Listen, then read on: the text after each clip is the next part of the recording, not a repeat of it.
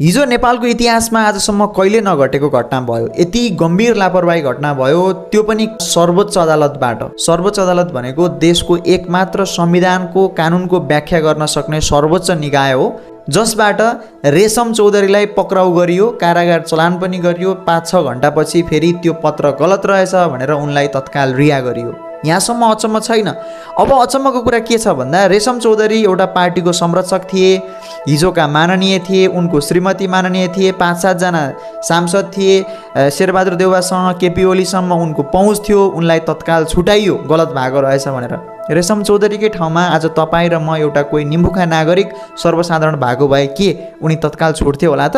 सर्वोच्चको गम्भीर लापरवाहीको कारण र एउटा अधिकृतको लापरवाहीको कारण, प्रहरीको विवेकहीन कार्यको कारणले गर्दाखेरि एउटा नागरिक हुन्थ्यो, सर्वसाधारण हुन्थ्यो भने ऊ फस्थ्यो, ऊ कारागार चलान हुन्थ्यो। नेता भएको कारणले गर्दा मात्र रेशम चौधरी तत्काल छुटेका हुन्, यो कुरा बुझ्न जरुरी छ। सर्वोच्च अदालत जस्तो, नेपाल प्रहरी जस्तो सर्वोच्च सङ्गठनले त यस्तो गल्ती गरेर नेतालाई नै थुन्न पछि पर्दैन भनेदेखि यो देशमा कतिजना निर्दोषहरू थुनिएका होलान्, कति धेरै भद्दा मजाक भएको होला यो देशमा यस्ता कानुनहरूको। योभन्दा अगाडि नेताको थियो, रेशम चौधरीको थियो र मिडियामा आयो र सबै कुरा देखियो। तपाईँ र मेरो लागि भएको भए, सामान्य सर्वसाधारणको लागि भएको भए यो कुरा बाहिर आउँथ्यो होला।